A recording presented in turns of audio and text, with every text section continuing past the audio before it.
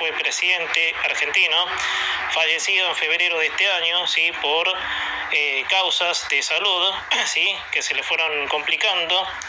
Y bueno, lo que ha dejado, ¿sí? Por supuesto, en su presidencia, cosas, digamos, de la política de ese entonces y, bueno, por supuesto, bueno, un sistema económico atípico, ¿sí? A lo que es el peronismo, sí, si nos ponemos a pensar.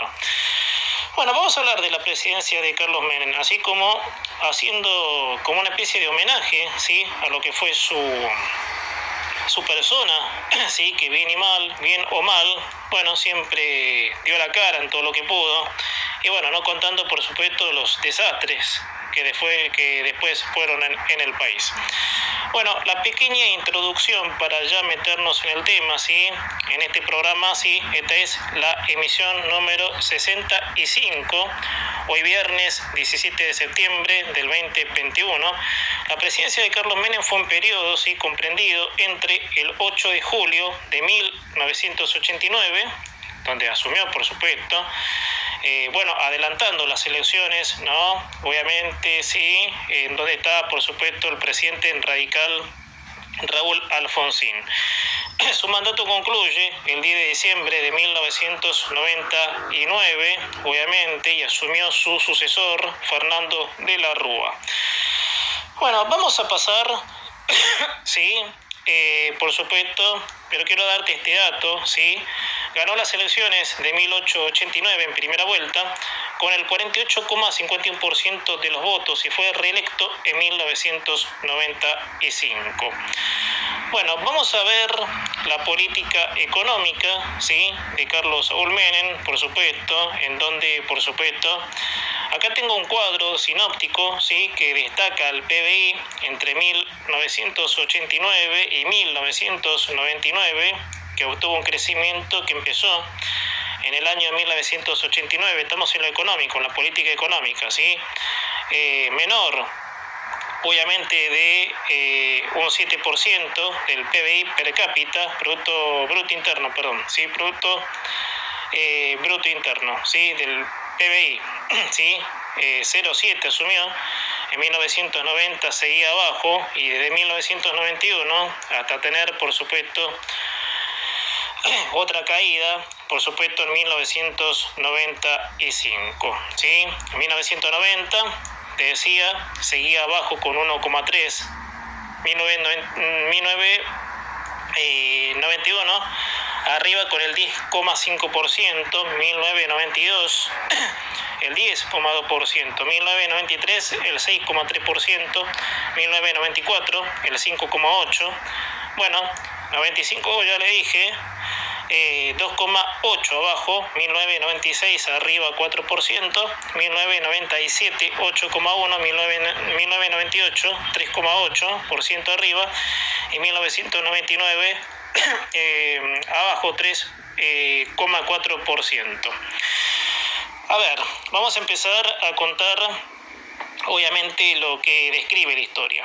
El principal problema que debió enfrentar al asumir la presidencia fue el de una economía en crisis, con hiperinflación y en una profunda recesión. En el marco de la fuerte espiral hiperinflacionaria que azotaba a la Argentina desde los últimos años de Alfonsín, Menem se reunió en mayo de 1989 con el directorio del económico, con Bunge y Borr, a pocos días de haber ganado las elecciones. ¿Quién es Miguel Ángel Roy, que fue nombrado ministro de Economía, quien hasta ese momento se desempeñaba como vicepresidente ejecutivo general del Bunge Boom, ¿sí? Y a partir de su designación se dedicó a diseñar el denominado Plan B, ¿sí? Plan BB, ante el súbito fallecimiento de Roy. Carlos Menem nombró como sucesor al vicepresidente del Bunge Boom, ¿sí? Néstor Rapanelli, ¿sí? El gobierno adoptó parcialmente los principios del consenso de Washington, Para esto introdujo una serie de reformas liberales. Se desreguló la economía, reduciendo cupos, aranceles y prohibiciones de importaciones. Se estableció la libertad de precios y se produjo la privatización de numerosas empresas estatales. Con la aprobación de la ley de reforma del Estado en agosto de 1989, fue autorizado a privatizar varias empresas estatales. Las primeras privatizaciones fueron las empresas de Telefónica Entel, y la de Aerolíneas Argentinas. Las privatizaciones se realizaron rápidamente buscando conseguir con ello réditos mediáticos que instalaran la idea de la voluntad reformista del gobierno. Pero dicha rapidez condujo luego a numerosas críticas y denuncias de irregularidades y casos de corrupción. Pronto se privatizaron también la red vial, los canales televisivos, con la excepción de ATC en ese entonces, que hoy es Canal 7, gran parte de las redes ferroviarias como YPF y GA del Estado. Bueno, con el aumento, como el IVA, del 19 al 21% y ganancias, aumentó la recaudación fiscal. Aún a pesar de dicho aumento y de los ingresos generados por las privatizaciones, la situación económica se mantenía convulsionada y a fines de 1989 se produjo una segunda hiperinflación. En reemplazo a Rampanelli, asumió como ministro de Economía Herman González, quien impulsó el Plan Bonex, que es abreviación de bonos externos, obviamente significaba bonos externos, ahí está, que consistió en la confiscación de los depósitos a plazo fijo y un cambio de los mismos por bonos de largo plazo en dólares.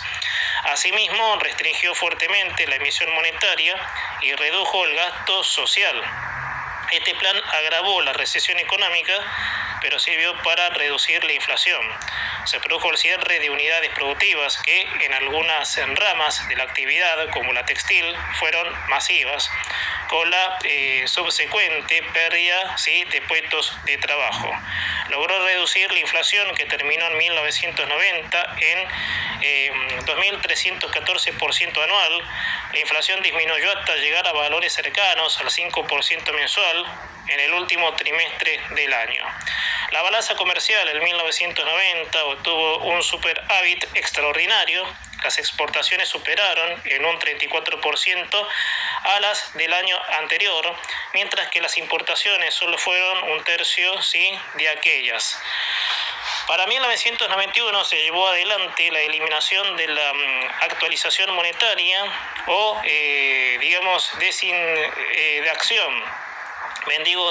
desindedación, para evitar que se trasladara hacia adelante la inflación pasada.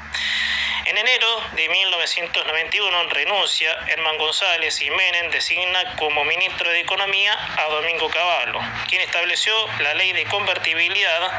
Este esquema incluyó la creación de un nuevo signo monetario, el peso convertible, que comenzó a circular en el país desde el 1 de enero de 1992.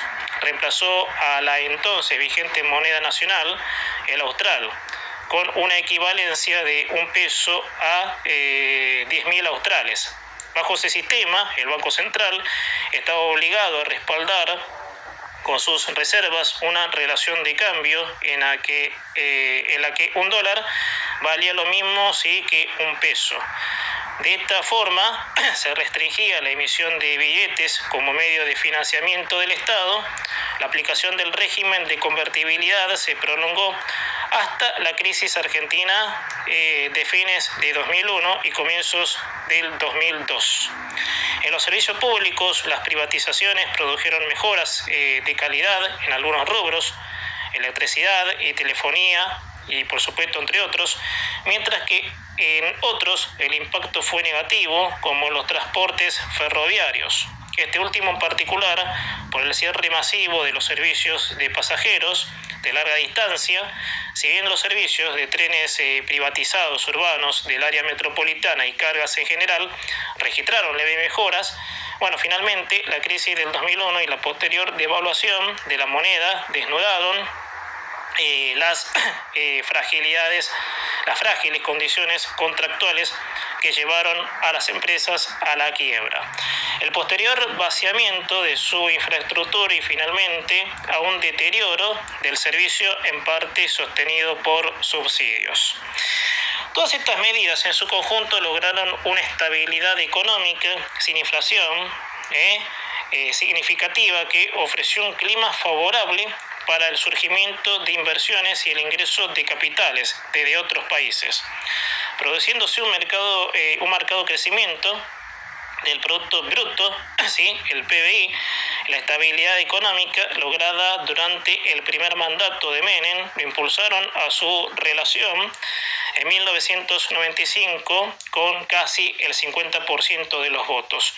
La mejora fiscal sirvió para lograr el acuerdo del plan Brady con los acreedores extremos. El PBI aumentó un 50% en 10 años y llegó a 288.000, ¿sí? Mejor dicho, 288 millones, 288.194 millones de dólares en 1998.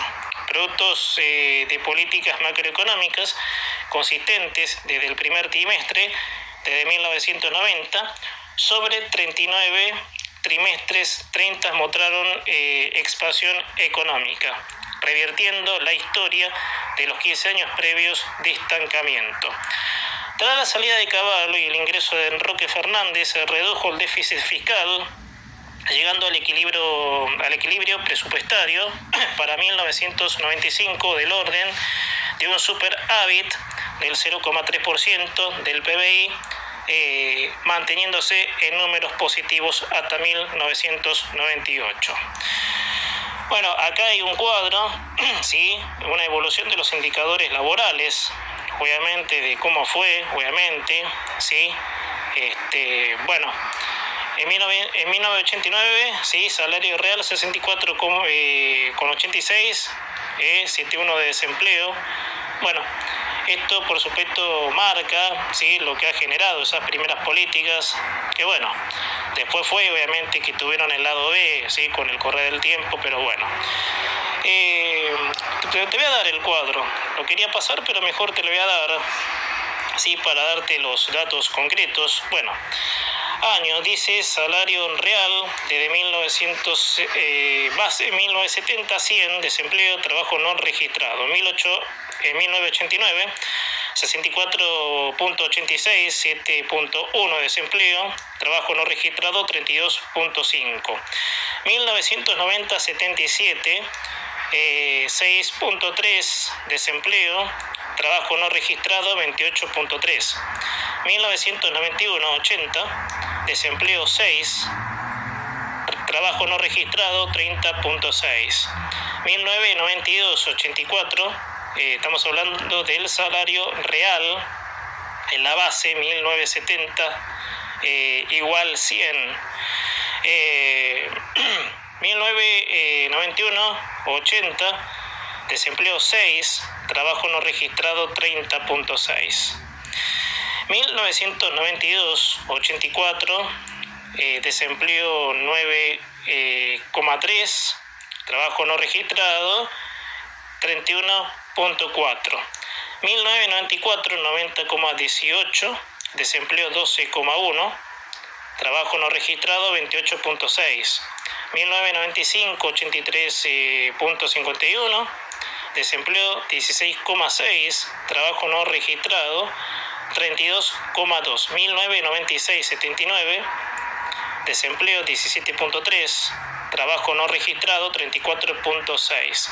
1997, 78, ¿sí? Salario base, obviamente salario real de base, desempleo 13,7, trabajo no registrado 36,3. 1998, bueno, 80 de salario real base, desempleo 12,4, trabajo no registrado 77.1 y 1999, el último año de la gestión, 78 de salario real, desempleo 13,8, trabajo no registrado 37,6.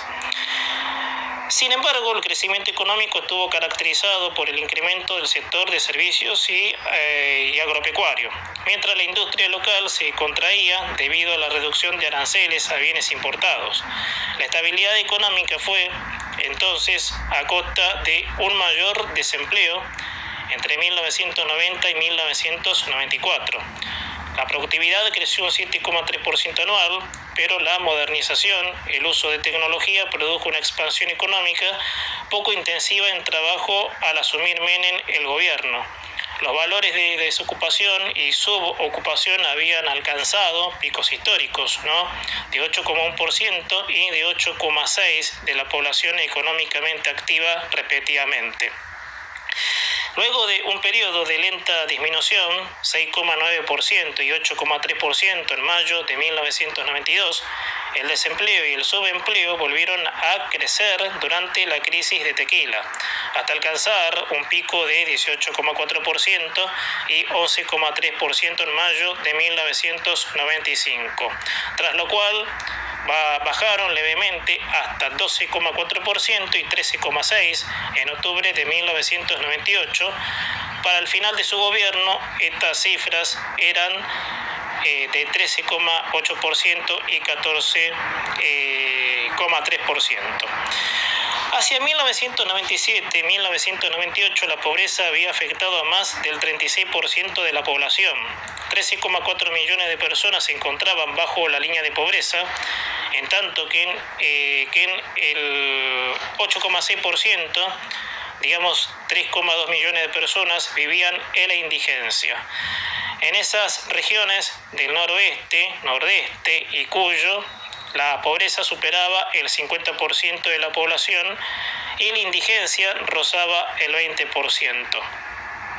Entre fines de 1989 y 1995, la deuda pública neta del Estado Nacional bajó 3.765 millones de dólares, de 96.472 millones a 92.707 millones. Pero esta tendencia se revirtió al final de su mandato, cuando la deuda externa aumentó el 145.000 millones en el año 2000. Bueno, esto es ¿sí?, un poco del resumen de lo económico, ¿sí?, hablando del ya fallecido expresidente Carlos Menem, obviamente de lo que ha sido, bueno, lo que pudo haber sido bueno, gente, ¿sí?, en una especie de comentario, porque a Menem le faltó mucho para sostener, bueno, lo que después termina cayendo como el 1-1, si nos ponemos a pensar. Bueno, vamos a ver un poco, sí, la reforma de la Constitución, de lo que siempre hablamos, de 1994, ¿sí? Cuando Menem anunció su propósito de hacer aprobar una ley que declara la necesidad de convocar a una convención constituyente que modificará la Constitución Nacional y permitiera su reelección. Se plantó un conflicto interpretativo respecto al artículo 30 de dicha Constitución. Menem sostenía, al igual que lo había hecho Perón en 1949, que la mayoría de 2/3 de los miembros del Congreso requerida para ello debía calcularse sobre los que estuvieran presentes en la sesión. En tanto, la oposición sostenía, tal como lo había hecho la Unión Cívica Radical en 1949, que se necesitaban 2/3 del número de representantes que integraba cada Cámara. El punto era crucial porque los partidos de la reforma no alcanzaban la mayoría necesaria si se aplicaba esta última interpretación. Cuando Menem anunció su propósito de hacer aprobar una ley que declarara, ¿sí?, la necesidad de convocar a una convención constituyente que modificara la Constitución Nacional y permitiera su reelección, se plantó un conflicto interpretativo respecto del artículo 30, ¿sí?, de la Constitución. Menem sostenía, ¿sí?, como lo había sostenido Perón, que la mayoría de 2/3 de los miembros del Congreso requería para ello debía calcularse sobre los que estuvieran presentes en cada sesión. Bueno, Menem presionó con utilizar la interpretación que lo favorecía e incluso convocó a un plebiscito no vinculante para que la ciudadanía opinara sobre la reforma. Pero finalmente entró en negociaciones con el líder de la oposición radical, en ese entonces el expresidente también fallecido, Raúl Alfonsín, quien aceptó que se convocara a una convención para la reforma de la Constitución Nacional que incluyera, además del tema de la reelección, otras cláusulas que le interesaban, tales como la elección de un tercer senador por la minoría, el establecimiento de la figura del jefe de gabinete y la incorporación a la Constitución de diversos convenios internacionales, entre otros puntos. Todo lo que configuró lo llamado Pacto de Olivos, ¿sí? Bueno, ¿qué fue el Pacto de Olivos? Vamos un poco a eso. El Pacto de Olivos es el nombre con el que se conoce en Argentina el acuerdo firmado entre la Unión Cívica Radical, representada por el expresidente Raúl Alfonsín, y el Partido Justicialista, representado por el presidente Carlos Menem en 1994, en el que los dos principales partidos argentinos se comprometían a impulsar una reforma constitucional y votar en la Asamblea Constituyente a favor de un núcleo de coincidencias básicas establecidos en el acuerdo. El pacto fue el antecedente directo de la reforma de la Constitución Argentina de 1994. La reforma de la Constitución de la Nación Argentina de 1994 fue una importante modificación de la Carta Magna Argentina, que introdujo nuevos derechos e instituciones y confirió al texto constitucional una legitimidad que estaba cuestionada. Entre otros cambios, introdujo los derechos de tercera y cuarta generación, normas para la defensa de la democracia y la constitucionalidad, las características de los dos órganos del gobierno y nuevos órganos de control.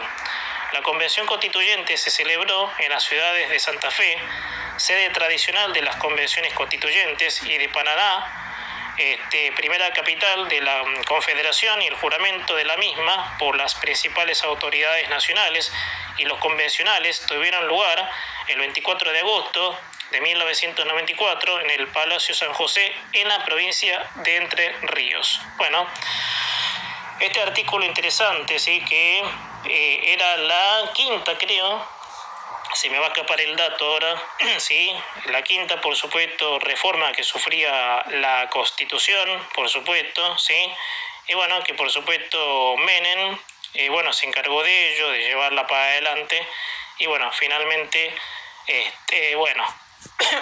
llevamos, por supuesto, años con esto, ¿no? Llevamos años, obviamente, discutiendo esas reformas, si se tendrán que haber hecho, porque la Constitución original lo decía todo.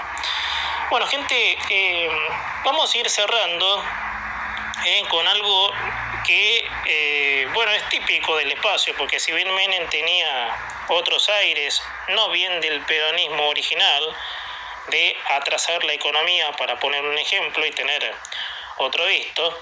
Bueno, caso de corrupción, ¿no? Que, gente, a comparación de lo de ahora, ¿sí?, con el kirchnerismo, para agregar. Bueno, este es un programa totalmente de historia, no quiero meter temas de actualidad, pero bueno, Menem tuvo causas de corrupción. La conocida se inició en 1994, sí, la causa que, el juicio, esto habla de unas de las tantas causas de corrupción. El caso INMI Banco Nación, en un caso de corrupción en Argentina, en que la filial local de la empresa estadounidense IBM sobornó a funcionarios del Banco de la Nación Argentina con el fin de obtener el contrato para informatizar la entidad bancaria por un monto de $250 millones. La casa matriz de IBM aceptó pagar en Estados Unidos una multa por dichos sobornos.